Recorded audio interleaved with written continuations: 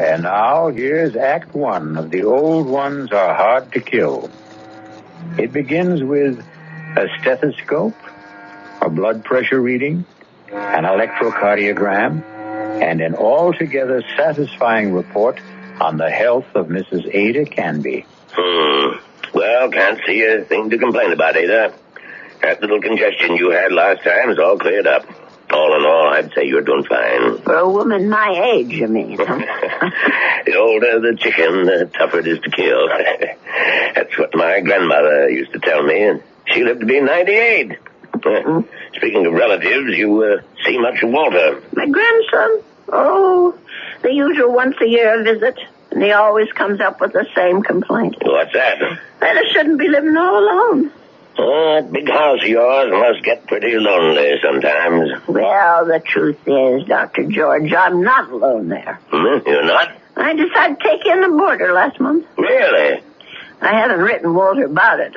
I'm sure he'd object to my taking in a stranger, but there's really nothing wrong with Mr. Paulson, except his health, maybe. His health?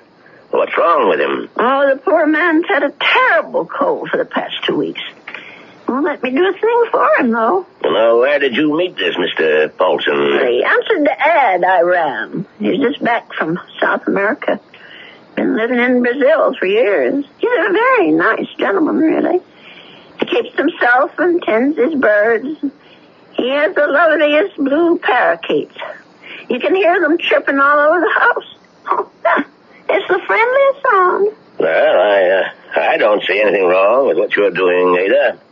Just make sure you don't go and catch the man's cold. Well, there's not much chance of that. The poor man hardly ever leaves his room.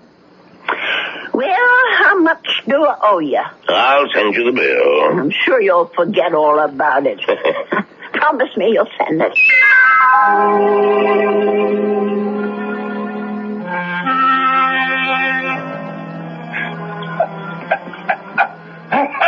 Oh, dear. Mr. Paulson?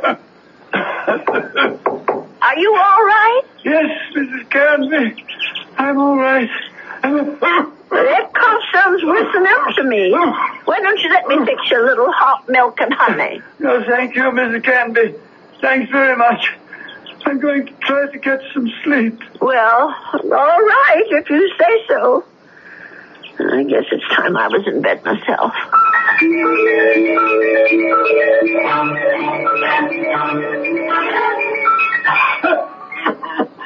Oh, my, listen to that poor man.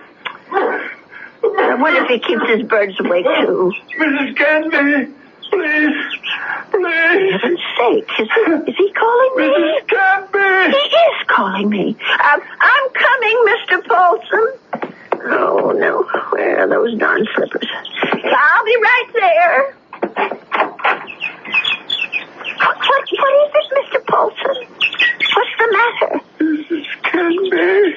Mr. Paulson, just look at you. Why didn't you tell me you were so sick? I would have called a doctor. No, too late now. Too late. I know a very good doctor. I saw him only this afternoon. I'll go and call him right now. No, please, listen to me. Well, I've got to get help for you, Mr. Paulson. I'm dying. Confession. Wait, do you want to preach? Is that what you want? Richardson murdered 10 years ago. What? Murder. I did it. I killed him for money. I was paid. Did you hear me? Oh, Lord. Mr. Paulson, do you know what you're saying? Do you understand me? Lindell is innocent. I killed Richardson, not Lindell. Well, let me get help. You can tell them yourself, Mr. Paulson, and the police and the doctor. You tell them, please. Tell them to free Lindell. He's innocent. Tell them I'm the one who killed Richardson 10 years ago. Oh, I don't know anything about such things, and I don't want to. I did it. I killed Richardson. I did it. I don't want to hear it. Please don't tell me. Please. Mr. Paulson, Mr. Paulson? Oh, dear God, I think he's gone.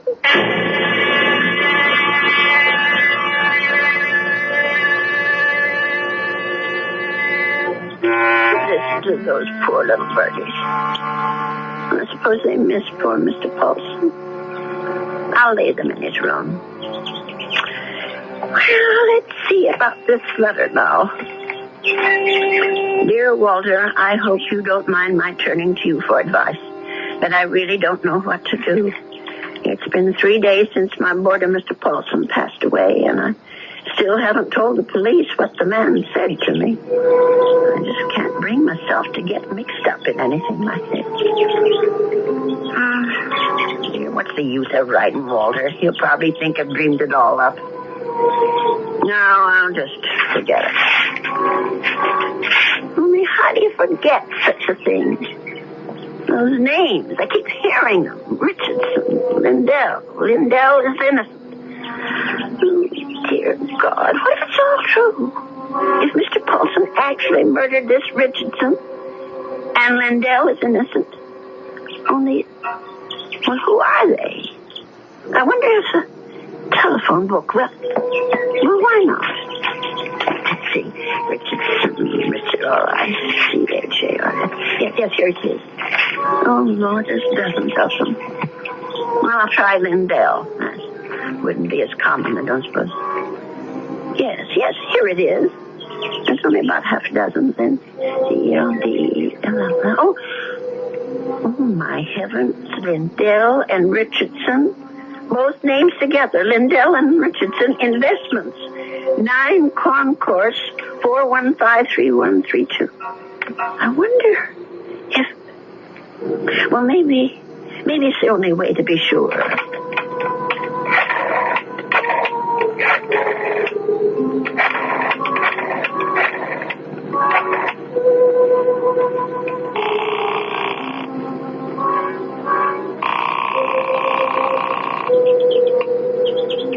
Oh, hello?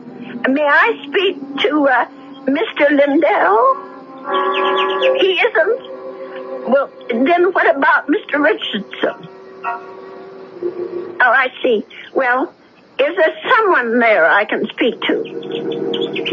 Yes, please. Thank you. Hello. This is Mr. Tilton. May I be of service? Well, maybe you can. I want to know about your Mr. Richardson, about when he died. I think I did business with him once, a long time ago. Well, it's 10 years, madam, just about. But if you're interested in investment advice... Well, I'll think about it. Thank you very much. 10 years. Well, it could be a coincidence. I guess it all depends on how he died. Well,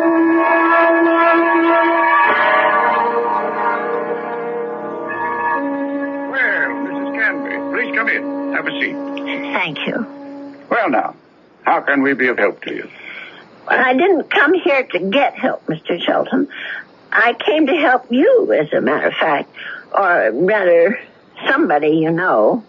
Who would that be? Mr. John Lindell, the man who was supposed to have murdered Mr. Richardson. I'm afraid I'm not following you. Well, it took me all week to find out what happened to those two men, and finally I found the story in the old newspaper room down at the library about Mr. Lindell being indicted for killing his partner. But I'm sure you know the whole story a lot better than I do. Well, of course I know the story, but that was quite a long time ago, Mrs. Canby. 10 years doesn't seem so long when you're my age. Anyway, the point is that I can help your Mr. Lindell, only I can't do it alone. Did you know John Lindell? No, I didn't. Nor Mr. Richardson, for that matter. The man I knew was named Paulson. Who? I rented a room to Mr. Paulson, and he died about 8 days ago of pneumonia. I was there when it happened. Well, that's unfortunate, but... Before he died, Mr. Paulson told me something about Mr. Richardson's murder. He said Mr. Lindell hadn't been responsible, that he, Mr. Paulson, had committed it. For money. Oh, Mrs. Canby, listen to me. It was this man Lindell that bothered him. The fact that he was in prison for something he didn't do. I thought I should tell you this, Mr. Shelton, because you knew both of these gentlemen. It said so in the newspaper. Mrs. Canby, my dear woman. What? I don't know what silly story you heard, but it's completely wrong. There wasn't any question about what happened. This boarder of yours, whatever his name is, merely had an obsession. Well, just the same, I thought you could follow through on this business. Yeah. Tell the police, because if it is true, Mr. Lindell should be freed. On evidence like that? Well, I don't know anything about evidence. I'm just telling you what I heard. Well, never mind. I suppose I should have told the police myself. Oh, wait, Mrs. Canby. Let me put your mind at rest. John Lindell is no longer in prison. He isn't? He's dead, Mrs. Canby. He's been dead for the last 3 years. Oh. He wasn't a young man when all this happened, when he accused his partner, Fred Richardson, of defrauding him and shot him dead. He died? In prison? Even if all you say is true, that this man was Richardson's murderer, you can't help John Lindell any longer. He's beyond that. But his name, don't you want to clear his name? Have you any proof? Any living witness? Just myself. Forget it, Mrs. Canby. That's my advice to you. The old wound is healed. Don't reopen it. Oh, well, it troubles me so. I haven't thought of anything else since it happened. Perhaps if I saw a minister, if I had some advice from a man of God. Mrs. Canby, now you said something. Now you've shown me the way.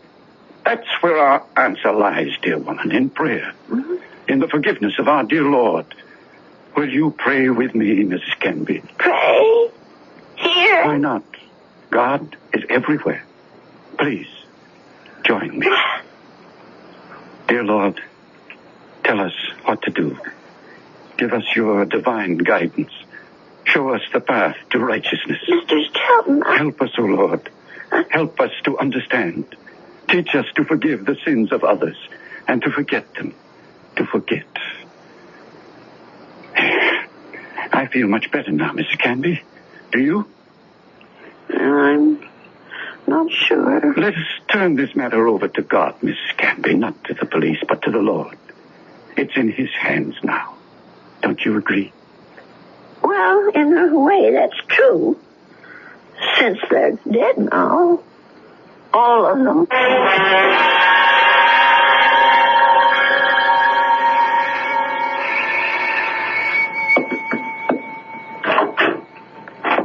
Yes?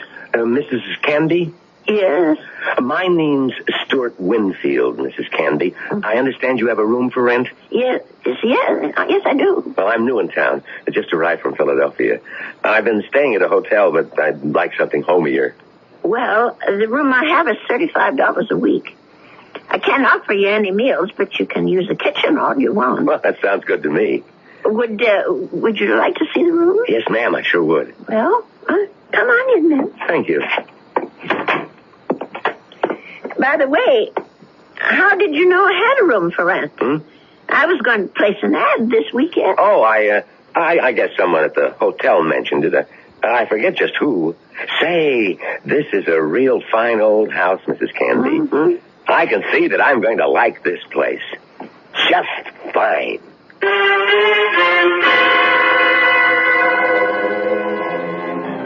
And so Mrs. Canby has a new boarder.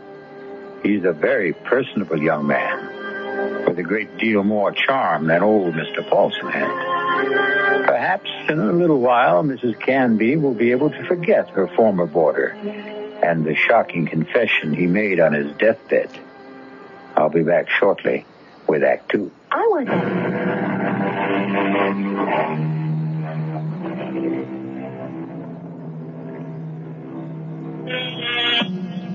Stu Winfield took no time at all to make himself at home in Ada Canby's big old house. He loved everything about his room. The fine old four-poster bed, the crazy quilt that Ada herself had sewn up 40 years ago, the lace curtains on the window. He even loved Mr. Paulson's blue parakeets. But what he really seemed to like best was Mrs. Canby herself. Just take me 2 minutes to get these clean sheets. on the bed, Mr. Here, let me give you a hand. No, I can manage. I've been making this bed for almost 50 years. 50? You've lived in this house that long? Moved in here when I got married back in 1919. My husband David bought it for us. Our only son Ralph was born in it. And you've lost them both? Yes, they're both dead, but I haven't lost them. Oh, yes, I understand, Mrs. Canby. I guess I feel that way about my mom. Your mother's dead? Yes, she died when I was 2. Oh. Listen, Mr. Winfield, are you sure you want these birds in your room? I could take them to the parlor if you want. No, I think they're great. I think everything's great about this house. But there is something you can do for me. What's that? Would you mind not calling me Mr. Winfield? Oh? That's what they call my father. My name's Stuart. Well, all right, Stuart.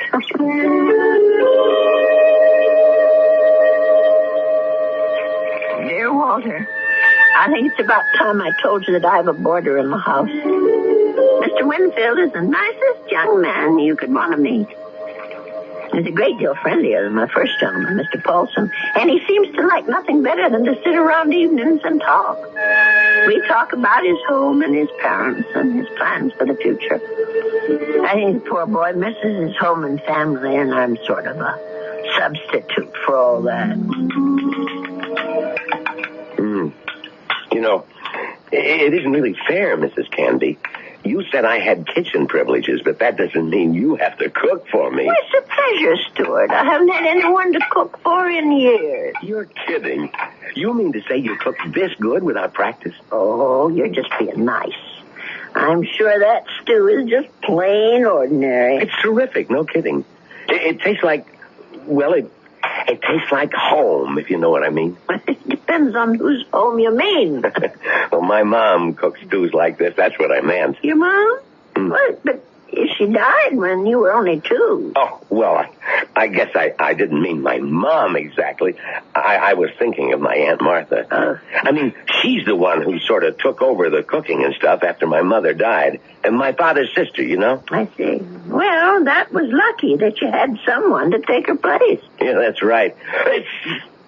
Excuse me. My Stuart, you're not coming down with anything, are you? No, I'm fine. Just a little case of the sniffles. Listen, if your room isn't warm enough, I have an extra blanket. No, the room's just fine. Don't worry about it. Oh, you be sure now. I know I felt a little guilty about poor Mr. Paulson when he got sick. Maybe I didn't take good enough care of him. Paulson? Mm-hmm. Was that your former boarder, the bird lover? Yes, that was his name, the poor man. Tell me about him. Well, I don't really know that much about him. He lived here less than 2 months. Well, what sort of a guy was he? Very quiet. He kept to himself. Did you say he was from South America? I don't remember if I did or not. Well, you must have said it. Yes, of course. He was American, but he'd been living in Brazil. I don't know why exactly. Although, come to think of it, maybe I do. What do you mean? Well, it just occurred to me that Brazil might be just the place for someone who came into a lot of money and wanted to leave the country. I don't understand. Oh, my. I really think you are getting a cold, Stuart. I'm getting that blanket out this minute. Now, wait, Mrs. Canby. I'd rather hear about... Never mind. I don't want to take any chances. I'll be right back. Yes, Mrs. Canby. Don't take any chances.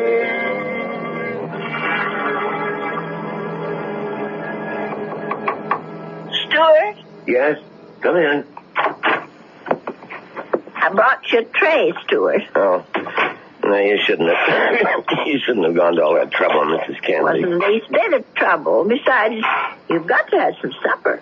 Feed a cold and starve a fever. That's what I was going to come out to the kitchen and get myself a sandwich or something. You didn't have to bring it to me. Oh, look at that.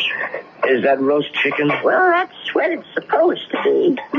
I hope it tastes all right. Noodle soup with dumplings. Mrs. Canby, you're spoiling me rotten. Do you know that? Yeah, I just thought it'd be a good idea if you stayed in bed and took it easy. You weren't planning to go out tonight, were you? No, I was just going to stay in and read for a while. Maybe watch television. Oh, that's good. Here, I'll just set this tray down. Oh, the service here is just too good. Oh, we never finished our talk the other day about that boarder of yours, Mr. Paulson. Well, there's not much to say about him, really. Well, you said something about his living in South America. You said you thought you understood why he was living there. Sounded real interesting. Well, the truth is, Stuart, there is something to tell about Mr. Paulson. Maybe you can help me feel better about it all. About what? I'm not going to tell you if you don't eat. All right, Mrs. Canby, I'll eat. Well, it happened just about 3 weeks ago.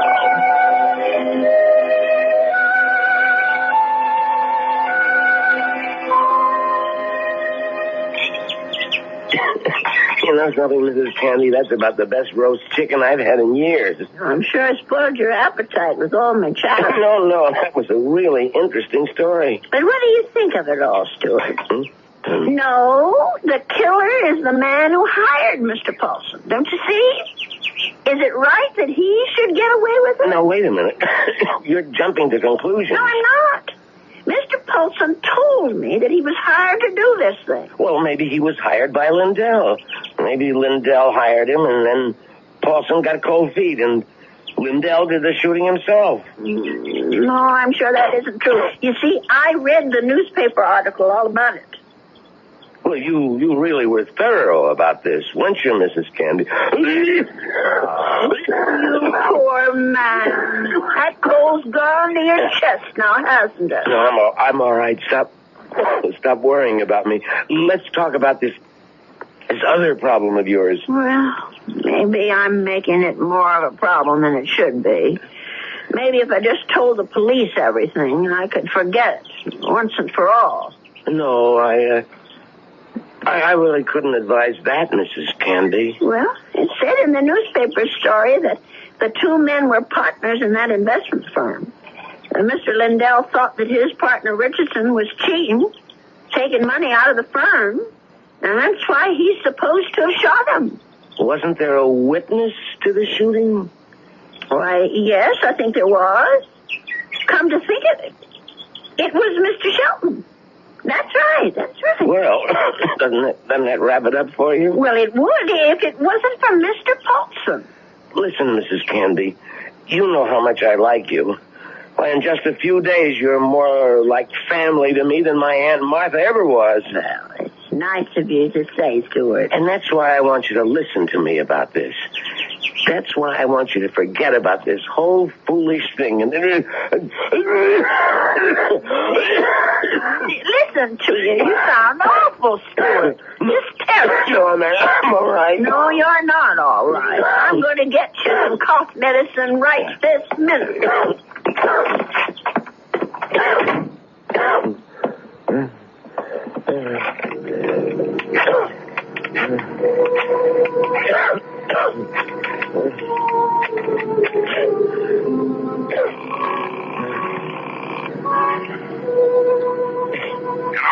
Well, Mr. Shelton, it's me, Winfield. Well, what's happening?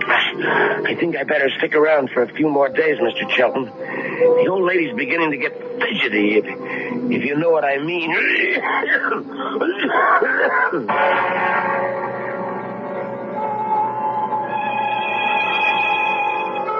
Well, something tells me that Stuart Winfield isn't such a nice young man after all. Could it be that he wasn't telling Mrs. Canby the truth about his dear mother and his Aunt Martha? Could he have not told her the truth about his plans for the future? Of course, the real issue is, what sort of plan does he have for Ada Canby's future? I'll be back shortly with Act 3. If you want to...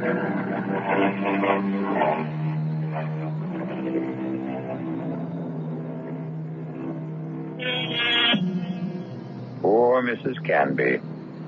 She isn't sleeping well tonight. But of course, Mrs. Canby has good reasons for insomnia. Her thoughts are whirling. Her boarder Stuart was right. She doesn't want the bother of going to the police. And she firmly believes in the old adage, if you don't trouble trouble, trouble won't trouble you. But still... Oh, my. I'm just never going to get to sleep tonight. Poor Stuart. He's still coughing. I'm sure that room is just too drafty. I never should have let any boarders in until I got the windows fixed. Oh, dear. That poor boy. I'll never forget the terrible night Mr. Paulson was coughing so badly. Huh? And the way he looked, all gray and shrunken. If only I knew he was so sick. No, if only he'd never even come to this house. Mrs. Canby, I killed Richardson. I did it. Will I ever forget the sound of that man's voice? Lindell is innocent. Lindell is innocent. That poor man. All the years he spent in jail for something he didn't do. Let sleeping dogs lie, Mrs. Canby. My Aunt Martha always said, let sleeping dogs lie. If only I could get some sleep. Let us turn this matter over to God, Mrs. Canby. Not to the police. Not to the police. Not to the police. What a strange man he is, that Mr. Shelton. The way he talked about God, praying at his desk. Of course, God is everywhere, but his desk. I killed Richardson. I murdered him for money. I was paid. Paid? Someone had to pay him. Mr. Paulson wasn't the only guilty one. Someone else was, too. Forget. Oh, dear Lord, Mr. Shelton. Shelton, what did that newspaper article say? The chief witness against Mr. Lindell was Arnold Shelton. But how could he be a witness to something that never happened? How could he be? I'll have to tell someone. I'll have to talk to someone. Yes, I'll tell Stuart about it. In the morning.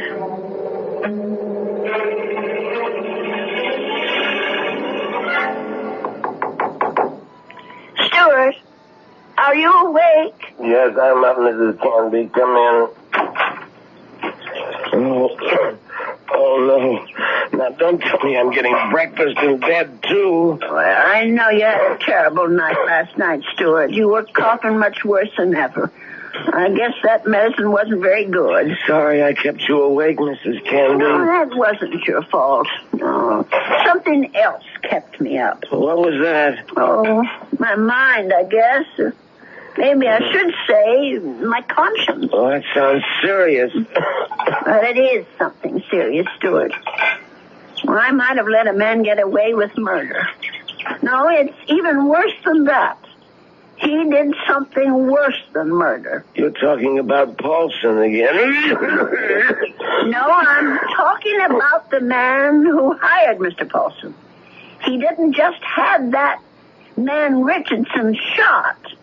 He let an innocent person go to jail and die there. Now, that's like committing 2 murders, if you ask me. I have to tell you something that occurred to me last night. Sure, go ahead. Well, it's about Mr. Shelton. Mr. Arnold Shelton. Yeah? Go on. I'm listening. Stuart, I wonder if maybe the reason Mr. Shelton was so upset with me, the reason he didn't want me to go to the police, was because he was afraid. Explain what you mean. Well, what I mean is maybe Mr. Shelton had good reason besides the one he told me. He was working for both Mr. Richardson and Mr. Lindell at the time of the murder. Well, so what? Well, he was also the chief witness at the trial. A witness for the prosecution. But he saw the shooting, didn't he? But that's just the point. saw Mr. Lindell shoot Mr. Richardson. Well, that's not what you told me last time. I mean that he was an eyewitness. No, that's right. He didn't actually see the shooting. He was miles away when it happened. I don't quite remember the details. There was something about a phone call, maybe? Yes, that's what it was. He claimed that Mr. Richardson was talking to him on the phone when Mr. Lindell showed up at his apartment. He said that Richardson cried out something about Lindell having a gun. And then he heard the shot. But how could that have happened if the gun was fired by Mr. Paulson? If, Mrs. Canby, that's the big little word, isn't it? If. But don't you see what I'm saying, Stuart? Arnold Sheldon had the most to gain. Gain? From what? From both these men leaving the firm. That'll leave the whole thing to him. All those customers, all the investments he handles, all the commissions, or whatever they call it. Are you accusing this guy Shelton of being the killer? Yes. It's the only answer, Stuart. Look, if that was the case, the police would have figured it out. But they didn't.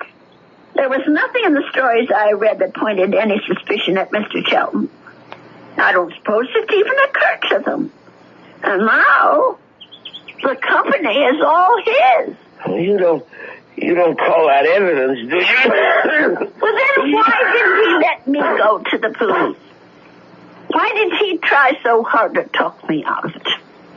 That man was praying to it. He was taking the name of the Lord in vain.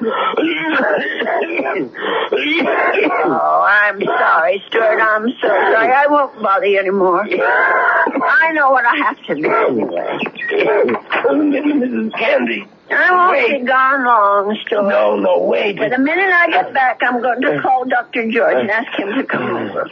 You're sick. Never mind the doctor. You're calling the police. No, I won't call them. You're right. I don't want them tracking mud in my parlor. I'm going down to the station house and talk to them. I'll get dressed now and go straight there. Please think about what you're doing. I'll tell them what I know, and they can do the rest. Now, you try to eat something, Stuart. Please. Mrs. Candy.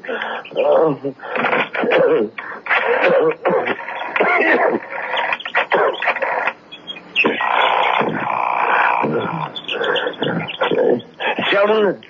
What is this, Winfield? I told you not to call me at the office. It's an emergency. You sound terrible. What's the matter with you? I'm sick. Only you're going to be a lot sicker. What are you talking about? The old lady. I can't stop her. She's decided to talk. What? She figured it out. Figured out exactly what you did, Sheldon, and how you did it. You fool. You've got to stop her. Do you hear me? That wasn't part of the deal, Sheldon. It's all of the deal now. The price didn't include anything like that. The price just doubled. Old ladies are always having accidents. Make her have one. Make her have one now, Winfield. All right. She's gonna have a fall down the cellar steps. Right now. I gotta get my robe on and my slippers. I gotta hurry.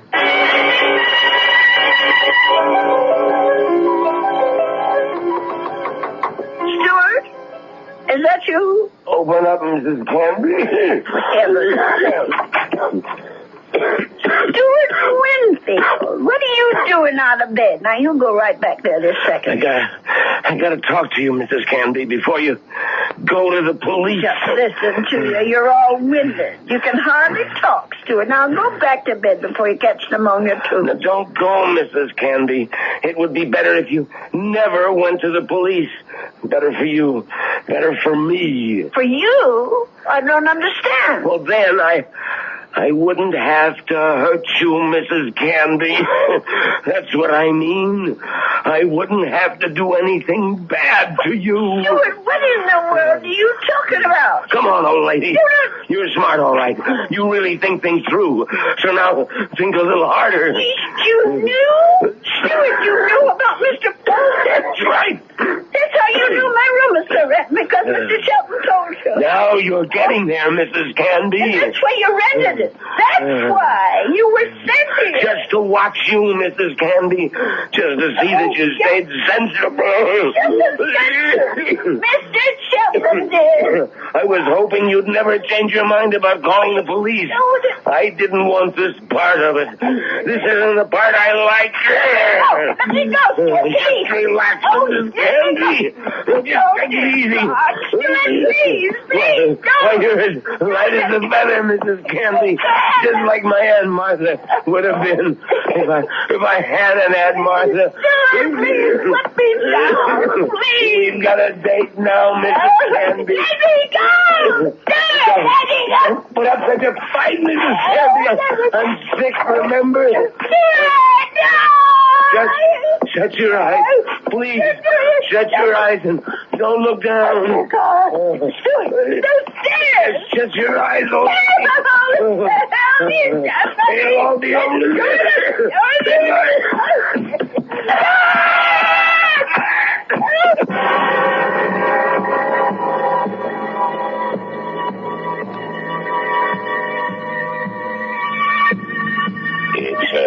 It's all right now, Ada.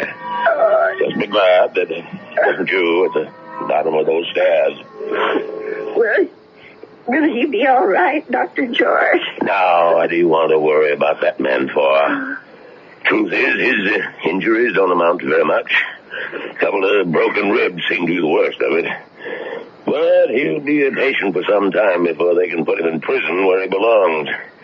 Him and his friend. What was that man's name again? You mean Mr. Chelton? Have they arrested him? Yeah. That's what the police detective said. I don't understand. Stuart's injuries aren't serious. It's not the fall that made Winfield so sick. His case was diagnosed as simple pneumonia at first. And then I remembered about your first boarder. Nelson, was it? No, Paulson. Yes, Paulson. But he had pneumonia, too. He died of it. Oh, is pneumonia contagious? Yes, it is, but this disease was even more contagious. It's a pneumonia caused by a disease called psittacosis, better known as parrot fever. You get it from sick birds, like the parakeets in your spare room. Oh, no. Mr. Paulson's birds? Sorry, Ada, but they had to be taken out and destroyed. Oh, what a shame. There's one reason I feel sorry for them. They saved your life. Made Mr. Winfield too weak even to throw a little old lady down a flight of steps. Those poor little creatures. Yeah, but you can be grateful they didn't make you sick, too. Parrot fever is so contagious that no more than one person in 1,000 could be exposed to it and escape infection. It was pretty darn close to a miracle, Ada. We're hard to kill, Doctor. Remember? The old ones are hard to kill.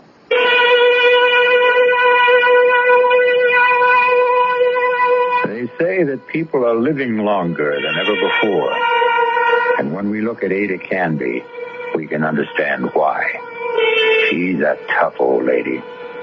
So tough she could withstand the threats of man, beasts, and birds. So let that be a warning to all those who think that our senior citizens are easy prey for crime. Watch out. They may turn the tables on you. Or the stairs. I'll be back shortly.